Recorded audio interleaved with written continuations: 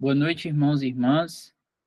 Vamos dar continuidade à nossa leitura do livro A História da Igreja. Vou começar aqui. A conversão de Saulo de Tarso.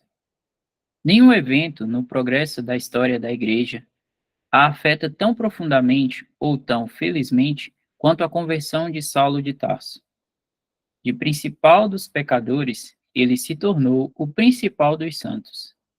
Do mais violento opositor de Cristo, ele se tornou o mais zeloso defensor da fé. Como inimigo e perseguidor do nome de Jesus na terra, ele era o principal. Todos os outros, em comparação a ele, eram subordinados.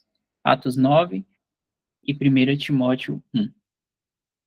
É bastante evidente, a partir do que ele fala sobre si mesmo, que ele acreditava que o judaísmo era não só divino, mas a perpétua e imutável religião de Deus para com o homem. Seria difícil explicar a força de seus preconceitos judaicos sobre qualquer outro princípio. Portanto, todas as tentativas de pôr de lado a religião dos judeus e de introduzir outra, ele considerava como sendo algo do inimigo, devendo ser arduamente combatidas. Ele tinha ouvido o nobre discurso de Estevão. Ele tinha testemunhado sua morte triunfante, mas sua subsequente perseguição aos cristãos mostrou que a glória moral daquela cena não havia impressionado de maneira séria em sua mente. Ele foi cegado pelo zelo, mas o zelo pelo judaísmo agora era um zelo contra o Senhor. Nesse exato momento, ele estava respirando ainda ameaças e mortes contra os discípulos do Senhor. Atos 9, versículo 1. Ouvindo que alguns dos santos perseguidos haviam encontrado um abrigo em Damasco, uma antiga cidade da Síria, ele se convenceu a ir até lá e trazê-los de volta a Jerusalém como criminosos. Para, enfim, ele recebeu, para este fim, ele recebeu cartas do sumo sacerdote e do conselho de anciãos de que ele poderia trazê-los presos a Jerusalém para serem punidos. Atos 22 e 26. Ele, então, se torna o próprio o apóstolo da milícia judaica contra os discípulos de Jesus. Ignorantemente, sem dúvida, mas ele se fez o missionário voluntário deles. Com sua mente forjada até o tom mais violento do zelo perseguidor, ele segue em sua memorável jornada, inabalável em seu apego fervoroso pela religião de Moisés, e determinado a punir os convertidos ao cristianismo como apóstatas da fé de seus ancestrais. Ele se aproxima de Damasco. Mas lá, na plena energia de sua louca carreira, o Senhor Jesus o detém. Uma luz dos céus, mais forte que a luz do sol, brilha em torno dele e o subjuga com seu brilho ofuscante. Ele cai por terra, com a vontade quebrada, a mente subjugada, o espírito humilhado e completamente mudado. Seu coração é agora sujeito à voz que fala com ele. Raciocínio, extenuação e autojustificação não têm lugar na presença do Senhor. Uma voz da magnífica glória disse-lhe: Saulo, Saulo, por que me persegues? E ele disse: Quem és, Senhor? E disse o Senhor: Eu sou Jesus, a quem tu persegues. Atos 9, versículo 4 ao 5. Então o Senhor Jesus, mesmo estando no céu, declara que ele próprio é ainda identificado com seus discípulos na terra. A unidade da igreja com Cristo, sua cabeça nos céus, a semente da bendita verdade do um só corpo, é resumida nessas poucas palavras: Saulo, Saulo, por que me persegues? Eu sou Jesus, a quem tu persegues. Estar em guerra contra os santos é o mesmo que estar em guerra contra o próprio Senhor. Que bendita verdade para o crente, mas quão solene para o perseguidor. A visão que Saulo tinha visto e a terrível a descoberta que ele tinha feito o observaram completamente, absorveram completamente. Ele fica cego por 3 dias e não pode comer nem beber. Então ele entra em Damasco, cego, quebrantado e humilhado pelo solene juízo do Senhor. Quão diferente daquilo que ele pretendia. Ele agora se une à companhia daqueles que ele tinha resolvido exterminar. No entanto, ele entra pela porta e humildemente toma seu lugar entre os discípulos do Senhor. Ananias, um discípulo fiel, é enviado para confortá-lo. Ele recebe sua visita de volta e, cheio do Espírito Santo, é batizado e então alimentado e fortalecido. Alguns pensam que o Senhor dá, na conversão de Paulo, não somente uma amostra de sua longanimidade, como em todo o pecador que é salvo, mas também um sinal da futura restauração de Israel. Paulo nos conta, ele próprio, ter obtido misericórdia, porque ele fez tudo aquilo em ignorante incredulidade. E tal será a mesma situação de Israel nos últimos dias, quando receber misericórdia. Como nosso próprio Senhor orou por eles, Pai, perdoa-lhes porque não sabem o que fazem. Lucas 23, versículo 34. Pedro também diz: E agora, irmãos, eu sei que o fizestes por ignorância, como também os vossos príncipes. Atos 3, versículo 17.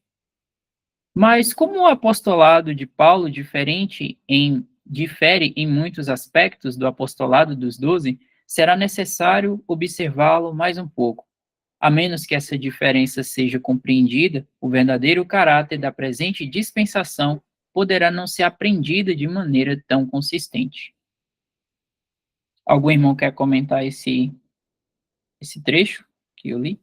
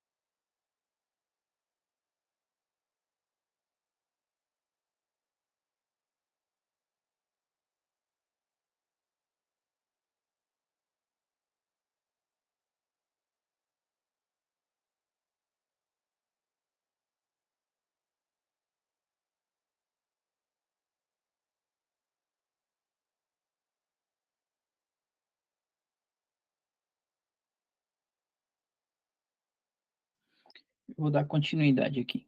Pode subir um pouquinho mais aí, Jefferson? Obrigado. O apostolado de Paulo. A lei e os profetas foram até João.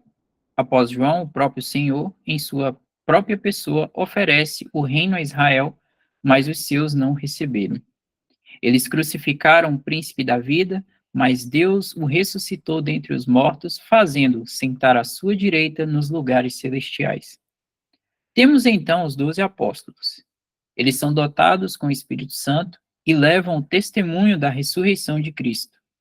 Mas o testemunho dos 12 é desprezado, o Espírito Santo é resistido, Estevão é martirizado, a oferta final de misericórdia é rejeitada, e agora o tratamento de Deus com Israel, com um povo, é encerrado por um tempo.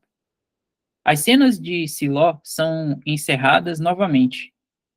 É, Icabode é escrito em Jerusalém, e uma nova testemunha é convocada, como nos dias de Samuel. Leia 1 Samuel 4. Chegamos agora ao grande apóstolo dos gentios. Ele é como um nascido fora do tempo e fora de seu devido lugar. Seu apostolado não tinha nada a ver com Jerusalém ou com os 12. Era fora de ambos. Seu chamado era extraordinário e vindo direto do Senhor no céu. Ele tem um privilégio de trazer a novidade, o caráter celestial da igreja, que Cristo e a igreja são um, e que o céu é o seu lar em comum. Efésios 1 e 2. Enquanto Deus estava tratando com Israel, essas benditas verdades estavam guardadas em segredo em sua própria mente. A mim, diz Paulo, o mínimo de todos os santos, me foi dada esta graça de anunciar entre os gentios, por meio do Evangelho, as riquezas incompreensíveis de Cristo, e demonstrar a todos qual seja a dispensação do mistério que desde os séculos esteve oculto em Deus, que tudo criou por meio de Jesus Cristo. Efésios 3, versículo 8 ao 9. Não podia haver dúvidas sobre o caráter do chamado do apóstolo quanto à sua autoridade divina. Nada da parte dos homens, nem por homem algum, como diz ele em sua epístola aos Gálatas, mas por Jesus Cristo e por Deus Pai, que o ressuscitou dentre os mortos. Gálatas 1, versículo 1. Isso é, não era da parte dos homens, quanto à sua fonte, nem de qualquer sínodo de homens oficiais. Nem por homem algum foi como veio sua comissão. Ele não era apenas um santo, mas um apóstolo por chamado, e esse chamado era por Jesus Cristo e por Deus Pai que o ressuscitou dentre os mortos. Em alguns aspectos, seu apostolado foi ainda de mais alta ordem do que o dos 12. Estes tinham sido chamados por Jesus quando na terra. Aquele tinha sido chamado pelo Cristo ressuscitado e glorificado no céu. E sendo seu chamado vindo do céu, não necessitava nem da sensação, nem do reconhecimento de outros apóstolos. Nem da sanção, nem do reconhecimento dos outros apóstolos. Mas quando aprouve a Deus revelar seu Filho em mim, para que o pregasse entre os gentios, não consultei a carne nem o sangue, nem tornei a Jerusalém a ter com os que já antes de mim eram apóstolos, mas parti para a Arábia e voltei outra vez a Damasco. Gálatas 1, versículo 15 ao 17.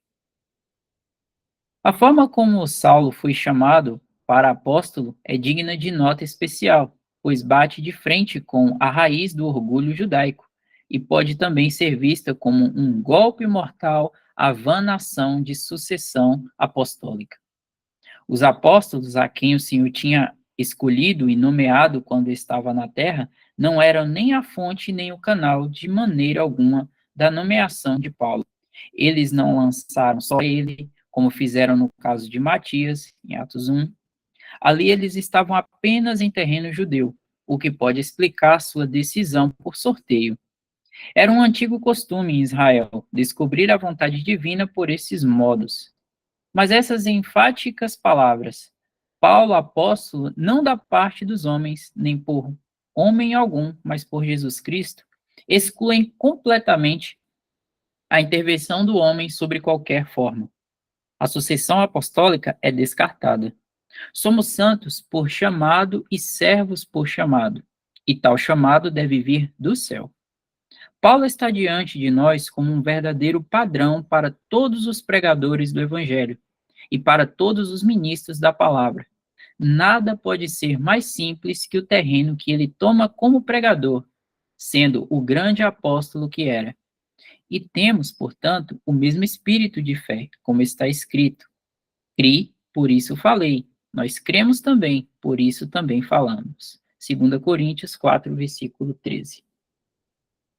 Imediatamente após ser batizado e fortalecido, ele começou a confessar sua fé no Senhor Jesus e a pregar nas sinagogas, de que ele era filho de Deus.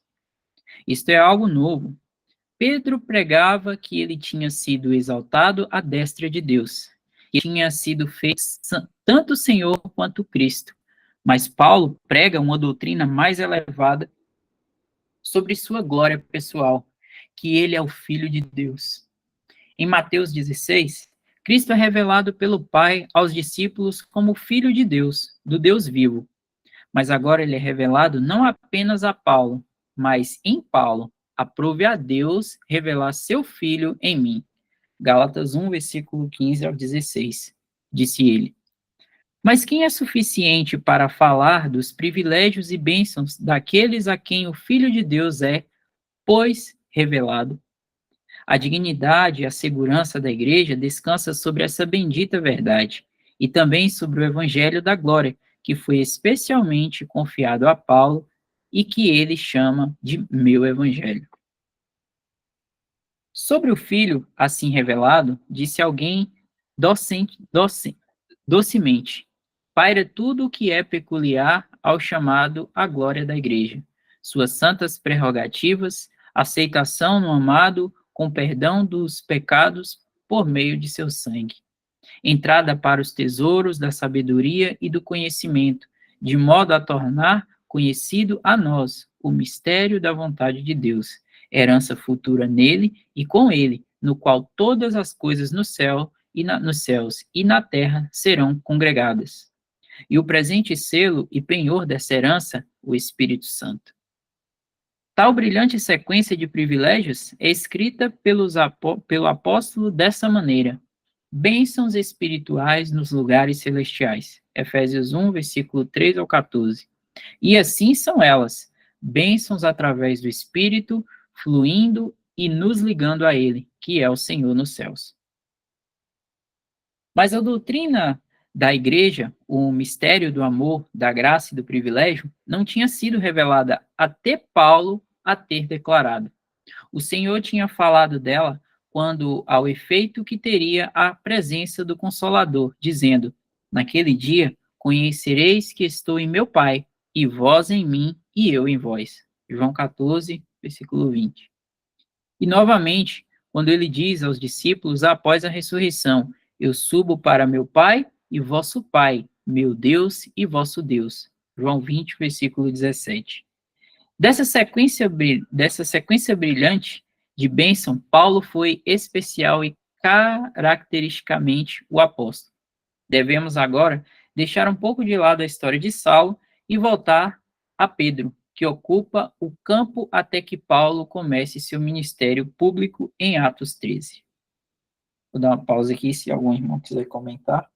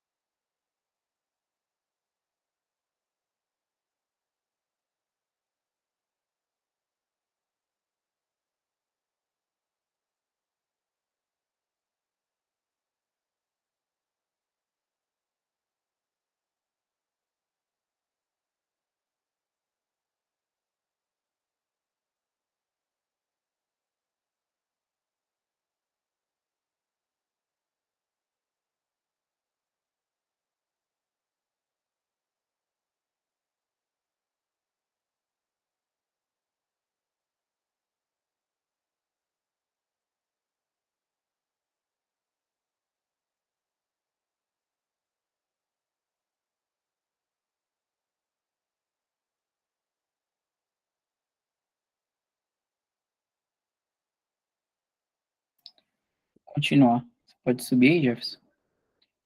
Irmãos, a leitura está dando para compreender. Não sei se eu estou falando muito rápido. Se tiver muito rápido, vocês me falem aí que.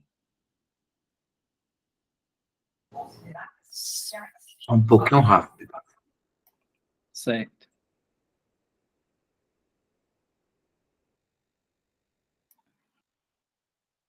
Os apóstolos e os pioneiros, os primeiros missionários da cruz.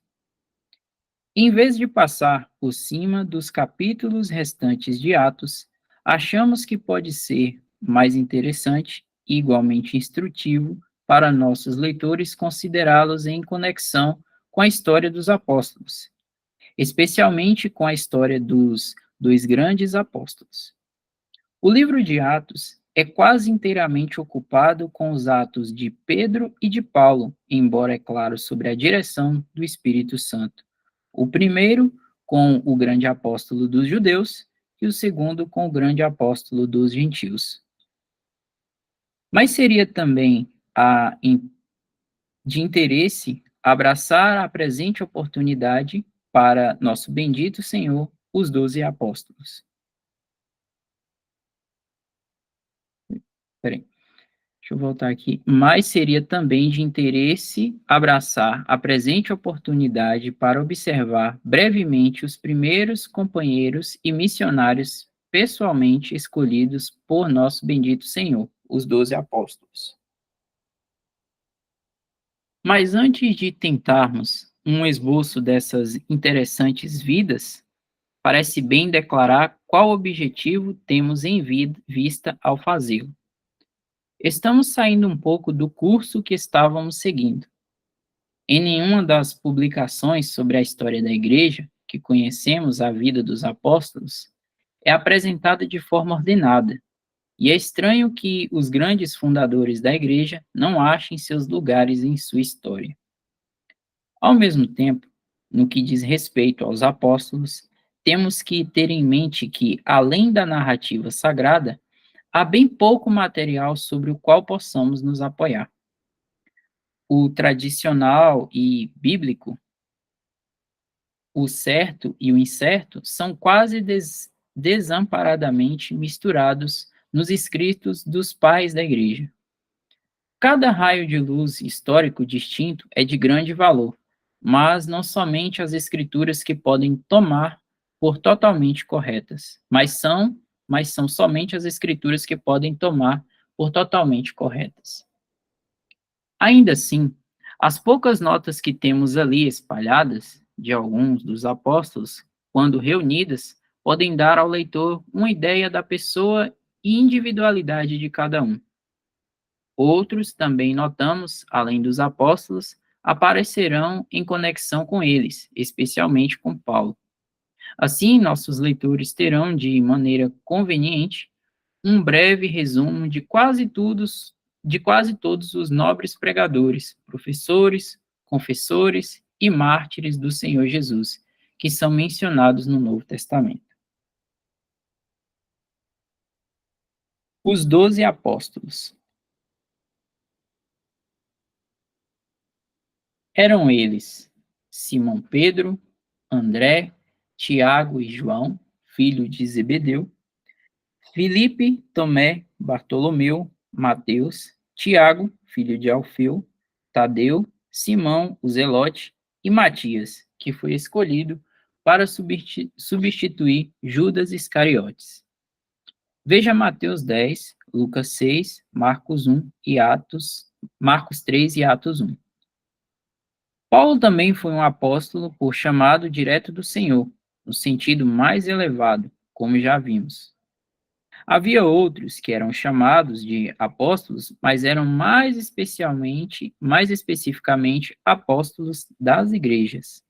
Os 12 e Paulo eram proeminentemente os apóstolos do Senhor. Compare 2 Coríntios 8, versículo 23, Filipenses 2, versículo 25 e Romanos 16, versículo 7. O nome oficial apóstolo significa enviado. Jesus enviou estes 12, Mateus 10, versículo 5. Esse nome foi dado aos 12 pelo próprio Senhor. Chamou a si os seus discípulos e escolheu 12 deles, a quem também deu o nome de apóstolos. Lucas 6, versículo 13. Conhecê-lo pessoalmente e tê-lo acompanhado por todo o seu ministério era a original e necessária qualificação de um apóstolo. Isso foi afirmado por Pedro antes da eleição de um sucessor para o traidor.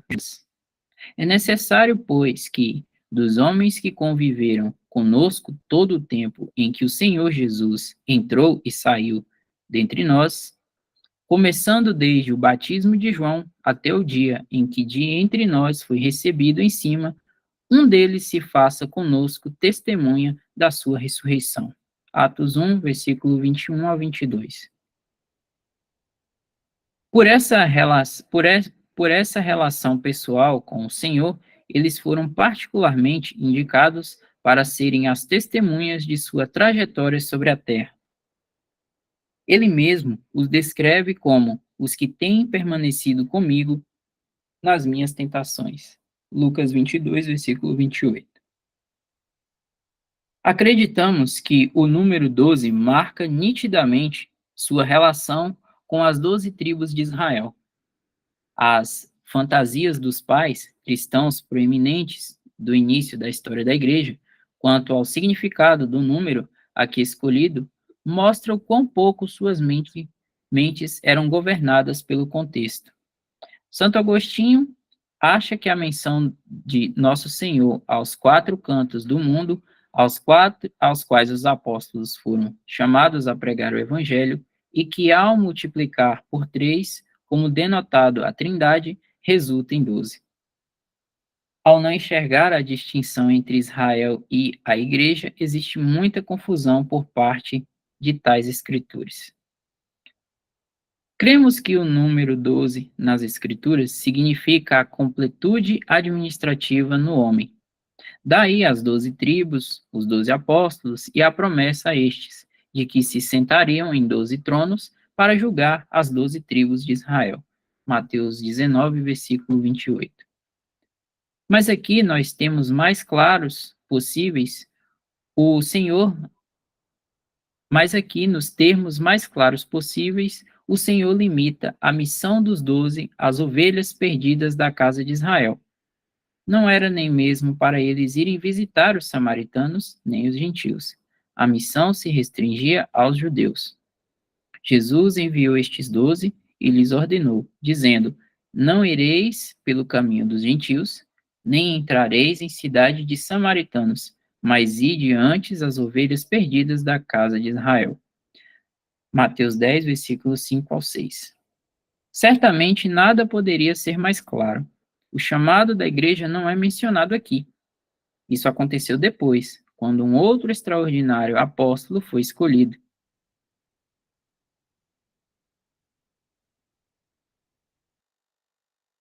A igreja, mas Paulo foi seu divinamente chamado e qualificado ministro. Há uma noção geral de que os 12 eram completamente analfabetos, com a qual não podemos concordar. A expressão homens sem letras e indoutos, como usada pelo conselho em Atos 4, versículo 13, apenas denotava pessoas que não tinham sido ensinadas na tradução rabínica dos judeus. Seria a mesma ideia do leigo, isso é, homens de educação regular, em contraste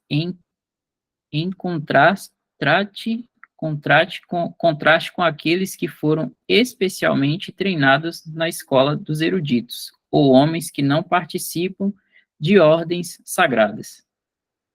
Assim, Pedro e João podem ter sido completamente familiarizados com as Sagradas Escrituras e com a história de seu país e de seu povo, e ainda assim serem considerados pelo conselho como homens iletrados e indoutos. Tiago e João, pelo menos, tinham todas as vantagens do ensinamento de uma mãe fiel e devota que muitas vezes fez grandes coisas para a Igreja de Deus. Vamos agora passar brevemente as vistas a cada um dos 12.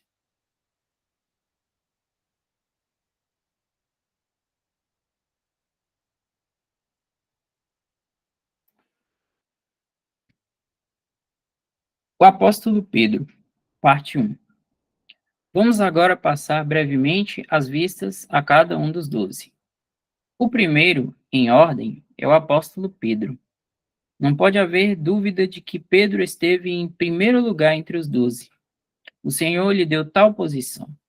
Ele é o primeiro a ser mencionado em todas as listas dos apóstolos. Essa precedência, como sabemos, não veio por ter conhecido o Senhor primeiro, pois ele não tinha sido nem o primeiro e nem o último. André e provavelmente João conheceram o Senhor antes de Pedro. Vamos aqui observar com o mais profundo interesse o primeiro encontro desses amigos que iriam ser unidos para sempre.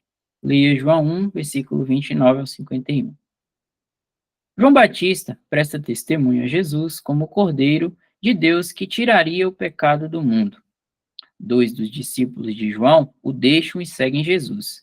Eram André, irmão de Simão Pedro, um dos 2 que ouviram aquilo de João e o haviam seguido. Este chamou primeiro a seu irmão Simão e disse-lhe: Achamos o Messias, que traduzido é o Cristo, e levou-o a Jesus. João 1, versículo 4 a 42. Essa foi a primeira introdução de Pedro ao Senhor, aquele que havia de ser a fonte de sua felicidade para sempre. E quão significante foi esse primeiro encontro! E levou-o a Jesus, e olhando Jesus para ele, disse: Tu és Simão, filho de Jonas, tu serás chamado Cefas, que quer dizer Pedro. João 1, versículo 42. Naturalmente impulsivo, rápido em se valer de um objetivo, mas pronto demais para desistir pela força de qualquer pressão.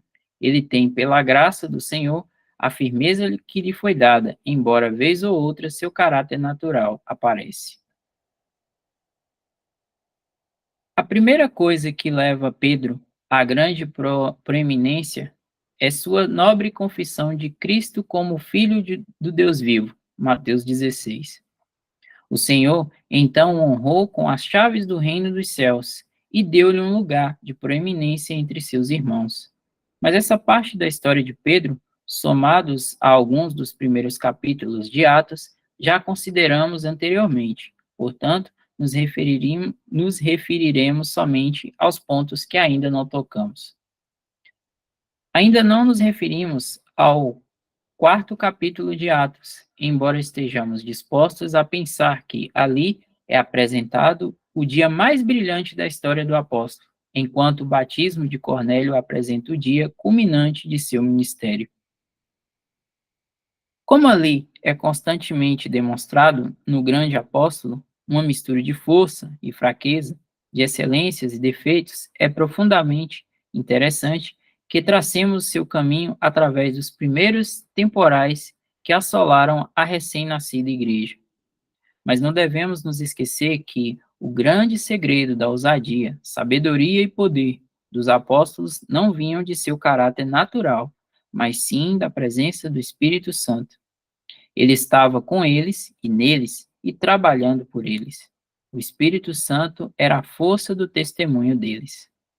Observe em particular os benditos efeitos da presença do Espírito Santo em quatro aspectos distintos. Primeiro, na coragem demonstrada e pelos outros. Então Pedro, cheio do Espírito Santo, lhes disse: Principais do povo, e vós, anciãos de Israel, visto que hoje somos interrogados acerca do benefício feito a um homem enfermo e do modo como foi curado, seja conhecido de vós todos e de todo o povo de Israel, que em nome de Jesus Cristo, o Nazareno, aquele a quem vós crucificaste e a quem Deus ressuscitou dentre os mortos, em nome desse é que estas são diante de vós. Disse que é são diante de vós.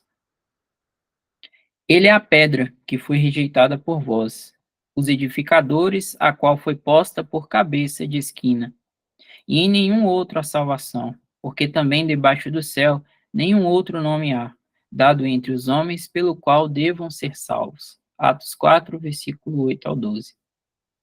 A grande e solene questão entre Deus e os governantes de Israel é aqui formalmente declarada.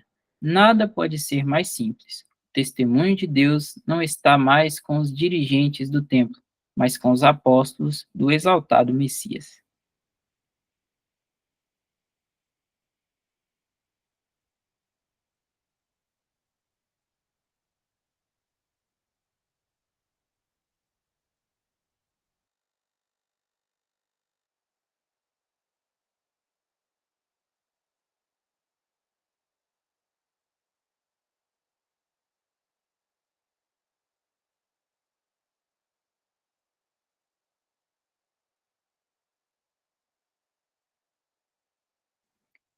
Segundo ponto. Em sua presença, com os discípulos reunidos em assembleia, e tendo orado, moveu-se o lugar em que estavam reunidos, e todos foram cheios do Espírito Santo, e anunciavam com ousadia a palavra de Deus. Atos 4, versículo 31. Esse versículo claramente ensina o que tem sido tantas vezes falado quanto ao Espírito estar com os discípulos e nele. O lugar onde eles estavam reunidos foi chacoalhado. Isto prova sua presença com eles.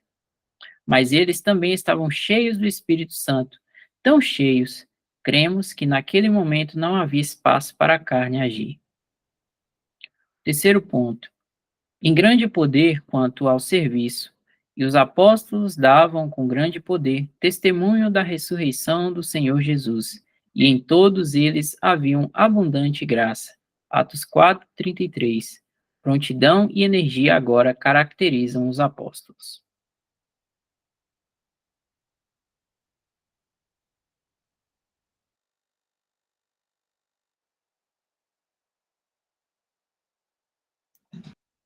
Quarto ponto.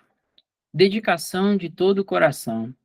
Todos os que possuíam herdades ou casas, vendendo-as, traziam o preço do que fora vendido e o depositavam aos pés dos apóstolos. Atos 3, versículo 4, versículo 34.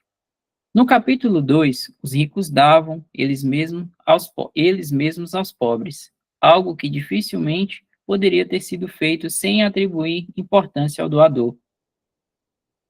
Mas no capítulo 4, os ricos deixavam dinheiro aos pés dos apóstolos. Deveríamos aceitar este fato como um claro sinal de aumento de humildade e de grande devoção. É também neste completo e instrutivo capítulo que temos a famosa resposta de Pedro e João ao conselho: julgai-vos se é justo diante de Deus ouvir-vos antes a vós do que a Deus. Atos 4, versículo 19.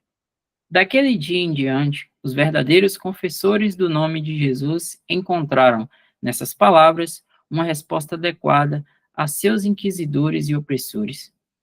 Que diferença podemos exclamar entre o homem que sentou ao fogo do pátio do sumo sacerdote, Mateus 26, versículos 69 ao 75, e o homem que toma a dianteira em Atos 4? Entre o homem que caiu diante da acusação de uma criada e o homem que faz a nação tremer com seus apelos. Mas como essa diferença pode ser explicada? Alguns podem perguntar.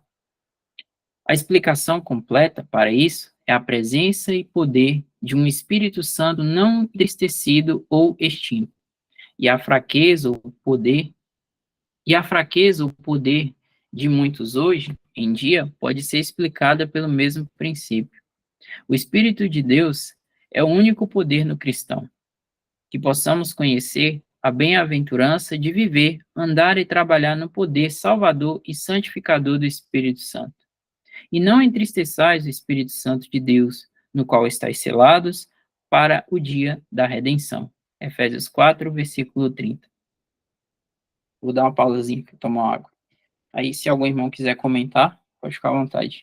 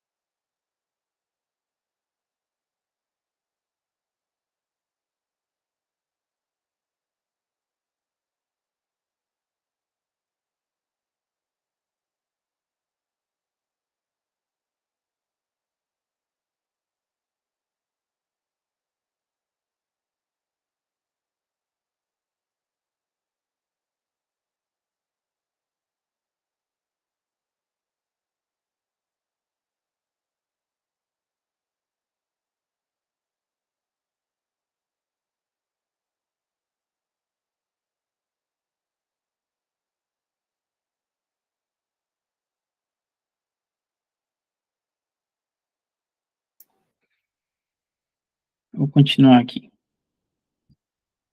O apóstolo Pedro, parte 2. Chegamos agora à última sessão na narrativa sagrada da história de Pedro. Do versículo 32 do capítulo 9 ao versículo 18 do capítulo 11 de Atos, temos um relato de suas pregações e milagres. Ali o vemos mais uma vez em plena autoridade apostólica e o Espírito Santo trabalhando com ele.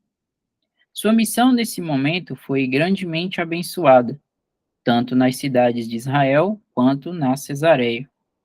Toda a cidade de Lida e o distrito de Sarona parecem ter sido despertados. Os milagres feitos por Pedro e o evangelho por ele pregado foram usados por Deus para a conversão de muitos. Assim lemos: E viram-no todos os que habitavam em Lida e Sarona, as quais se converteram ao Senhor. Atos 9, versículo 35. A bênção era geral. Se converter ao Senhor é a ideia de conversão encontrada nas Escrituras. E em Jope também, pela ressurreição de Dorcas, havia grande agitação e bênção. E isso foi notório por toda Jope e muitos creram no Senhor. Atos 9, 42. No capítulo 10, que já consideramos, os gentios são trazidos à igreja. E agora Pedro, tendo terminado sua missão por estas bandas, retorna a Jerusalém. Após o relato de sua libertação do poder de Herodes no capítulo 12, não temos mais relatos sobre a história do apóstolo da circuncisão em Atos. Como Herodes Agripa, o rei do meu, tem papel tão proeminente nessa história, pode ser interessante tomar nota sobre ele. Ele professava grande zelo pela lei de Moisés e mantinha um certo respeito para com a sua observância externa, de modo ele ficou do lado dos judeus contra os discípulos de Cristo, sobre o fingido zelo religioso. Esta era a sua política. Era uma figura do rei adversário.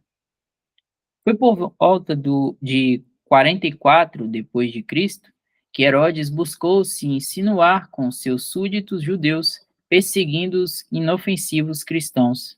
Não que houvesse qualquer amor entre Herodes e os judeus, posto que se odiavam de coração, mas aqui eles se uniram, pois ambos odiavam o testemunho celestial. Herodes matou Tiago com a espada e lançou Pedro na prisão. Era sua intenção perversa mantê-lo lá até depois da Páscoa. E então, quando uma grande quantidade de judeus de todas as partes estivessem em Jerusalém, fariam um espetáculo público de sua execução. Mas Deus preservou e libertou seu servo em resposta às orações dos santos. Eles têm armas de guerra que os governantes do mundo não conhecem. Deus permitiu que Tiago selasse seu testemunho com seu sangue, mas preservou Pedro para que pudesse ser testemunha na terra por mais tempo. Assim, nosso Deus governa sobre tudo. Ele é o governador entre as nações, seja qual for o orgulho e a vontade do homem. O poder pertence a ele. Débil de fato é o poder de cada inimigo quando ele interfere. Herodes torna-se perplexo e confuso diante das manifestações de um poder que ele não podia entender. Condena os guardas da prisão à morte e deixa Jerusalém. Mas ele nem imaginava que a sua própria morte precederia a de seus próprios prisioneiros. Em Cesareia, a sede gentia de sua autoridade, ele ordenou que se fizesse uma festa magnífica em honra ao imperador Cláudio. Somos informados de que multidões da mais alta hierarquia, vinda de todos os cantos, foram reunidas. Na segunda manhã de festividades, o rei apareceu em um manto prateado de grande esplendor, que brilhava como os raios do sol, de modo que ofuscava os olhos de toda a assembleia e provocava a admiração geral. Ao fazer um discurso ao povo de seu trono, alguns de seus bajuladores levantaram um grito. É a voz de um Deus. Herodes, em vez de reprimir tal ímpia adulação, que se espalhou pelo teatro, a aceitou. mas um senso do julgamento de Deus, naquele momento, atravessou o coração do rei. Em tom de profunda melancolia, ele disse: Seu Deus irá, em breve, sofrer da comum sina de mortalidade. Na força da linguagem das Escrituras está escrito assim: E no mesmo instante feriu o anjo do Senhor, porque não deu glória a Deus, e comido de bichos expirou. Atos 12, versículo 23. Ele foi, então, tomado de intensas dores violentas e levado do teatro ao seu palácio. Ali ele permaneceu por 5 dias e morreu na maior agonia e na mais humilhante e repugnante condição possível. A linhagem real herodiana. Não seria fora de propósito ou tedioso para o leitor se observássemos por um momento a linhagem real herodiana. Eles frequentemente aparecem, tanto na vida do Senhor quanto no começo da história da igreja. O temos associados em nossas mentes desde cedo, como o massacre das crianças em Belém e Herodes, o rei da Judéia, embora seja de certo modo notável que Joséfo, o principal historiador de Herodes, não menciona este evento. Em geral, pensa-se que o assassinato de algumas crianças em uma vila obscura, em comparação com outros atos sanguinários de Herodes, não eram importantes aos olhos de Joséfo para ser registrado. Mas não sucedia o mesmo na mente de Deus. Tanto o engano quanto a crueldade do traiçoeiro coração do rei estão registradas na narrativa sagrada. O olho de Deus vigiava o menino nascido a Israel, a única fonte de esperança para todas as nações. O cruel desígnio de Herodes foi assim derrotado. Herodes, o Grande, o primeiro rei do meio de Israel, recebeu o reino do Senado de Roma através da influência de Marco Antônio. Isto ocorreu cerca de 35 anos antes do nascimento de Cristo, há cerca de 37 anos antes de sua própria morte. Esses idumeus eram uma ramificação dos antigos edomitas, que, enquanto os judeus estavam no cativeiro babilônico, a sua terra desolada tomaram posse tanto da parte sul da mesma, que fazia parte de toda a herança da tribo de Simeão, quanto da metade da terra que tinha sido a herança da tribo de Judá. E ali eles permaneceram até então. No decorrer do tempo, os idumeus foram conquistados por João Hircano e levados ao judaísmo. Após sua conversão, eles receberam a circuncisão, se submeteram às leis dos judeus e se incorporaram à nação judaica. Desse modo, se tornaram judeus, embora não fizessem parte da linhagem original de Israel. Isto aconteceu por volta de 129 a.C. Eles eram audaciosos, espertos e cruéis como príncipes, tinham grande visão política, cortejavam a favor de Roma e se preocupavam apenas com o estabelecimento de sua própria dinastia. Mas, pela vontade de Deus, com a destruição de Jerusalém, a dinastia idumeia acabou, e até mesmo o próprio nome de Herodes parece ter perecido entre as nações. Além do massacre das crianças em Belém, que aconteceu pouco antes da morte de Herodes, ele também tinha encharcado suas mãos no sangue da sua própria família e no sangue de muitas pessoas nobres da linhagem Asmoneia. Sua cruel inveja em relação à família nunca dormia. Mas um de seus últimos atos foi assinar a sentença de morte de seu próprio filho. No leito de morte, o que evidentemente foi um juízo de Deus, tal como aconteceu com seu neto, Herodes Agripa, ele conseguiu se levantar da cama para dar um mandato de execução de Antípatro e nomear Arquilau como seu sucessor no trono. Feito isso, caiu para trás e expirou. Dessa forma, infelizmente, os monarcas muitas vezes morriam, distribuindo morte com uma mão e reinos com a outra. Mas e depois? Na realidade, nua e crua de sua própria condição moral, eles devem comparecer ante o tribunal de Deus. O manto púrpura não mais poderá protegê-los. Uma justiça inflexível rege aquele trono. Julgados de acordo com as obras feitas no corpo, eles devem ser banidos eternamente para além do abismo que foi posto pelo juízo de Deus. Lucas 16, versículo 26. Ali lembrarão, em tormentos, cada momento de sua história passada, dos privilégios que abusaram, das oportunidades que perderam e de todo o mal que fizeram.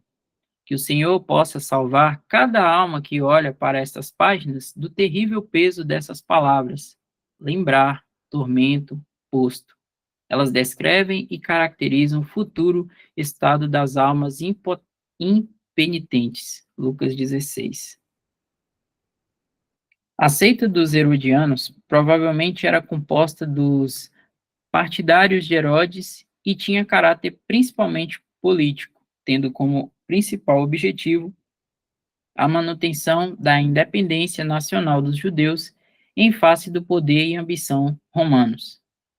Eles devem ter pensado em usar Herodes para o cumprimento dessa finalidade. Na história narrada dos evangelhos, eles são lembrados por agir com astúcia para com o bendito Senhor e em conspirar com os fariseus. Mateus 22, versículo 15 e 16, e Marcos 12, versículo 12 ao 14.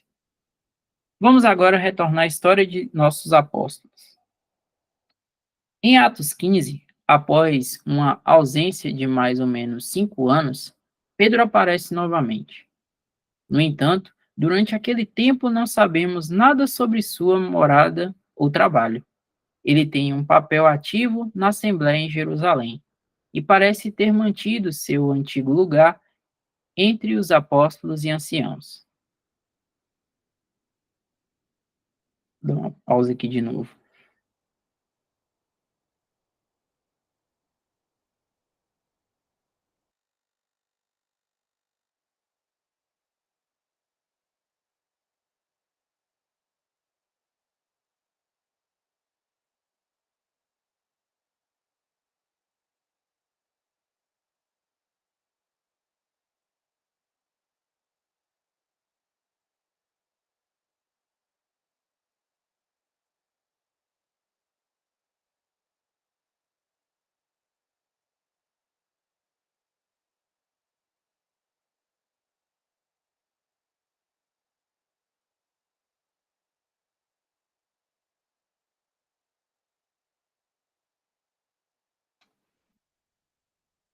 Pedro na Antioquia.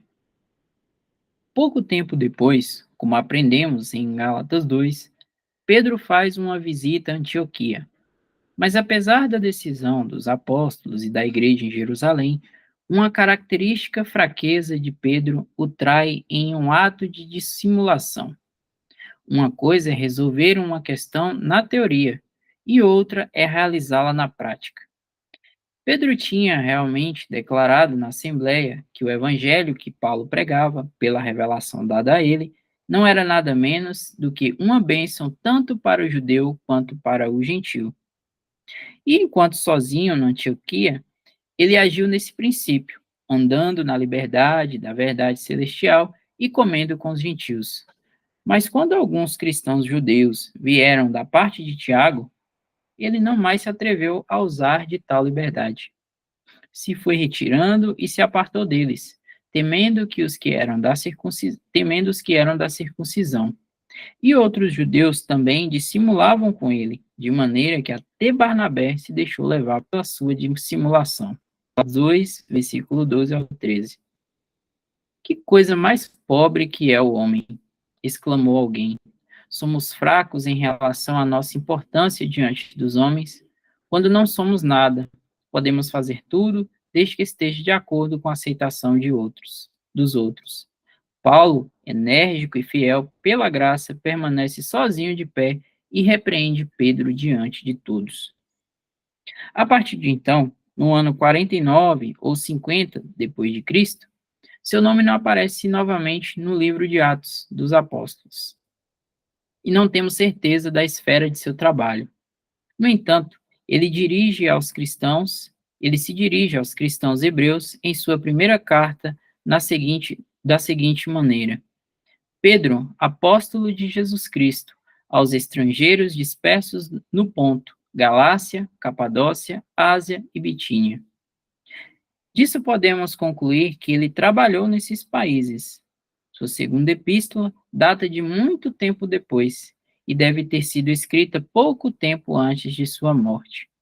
Aprendemos isto como o que ele diz no primeiro capítulo, sabendo que brevemente hei de deixar este meu tabernáculo, como também nosso Senhor Jesus Cristo já me tem revelado. Versículo 14, vê também João 21, versículo 18 ao 19. A data exata da visita de. Sobe um pouquinho aí. A data exata da visita de Pedro a Roma tem sido assunto de grande controvérsia entre escritores católicos e protestantes em todas as eras, mas pode ser considerado um ponto resolvido o fato de ele não ter visitado tal cidade até uma data bem próxima do fim de sua vida. A data de seu martírio é também certa. Muito provavelmente aconteceu em 67 ou 68 depois de Cristo, com mais ou menos 70 anos de idade. O incêndio de Roma, causado por Nero, é datado por Tácito, por volta do mês de julho de 64. A perseguição contra os cristãos eclodiu logo depois, e foi sob tal perseguição que nosso apóstolo foi honrado com a coroa do martírio.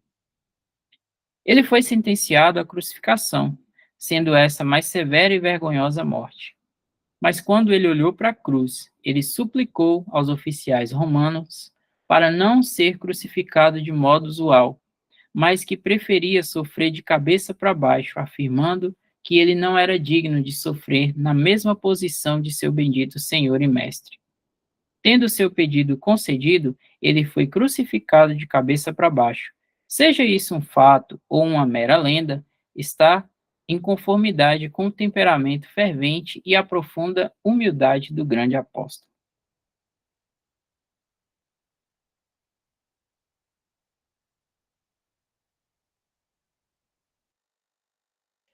Jefferson, a gente dá continuidade mais um pouco ou você acha que já tá bom?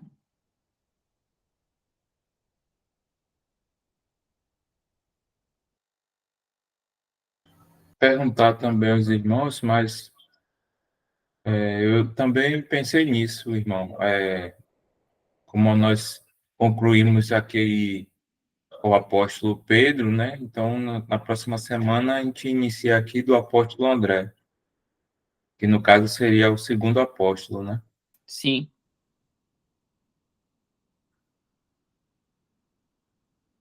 Gal está acordado, Wesley, Isaac também está aí.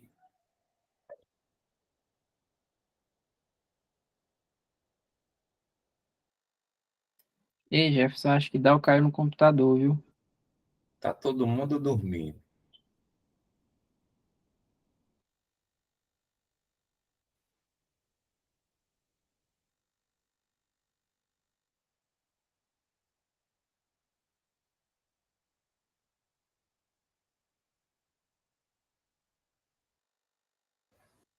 Pronto, irmão, vou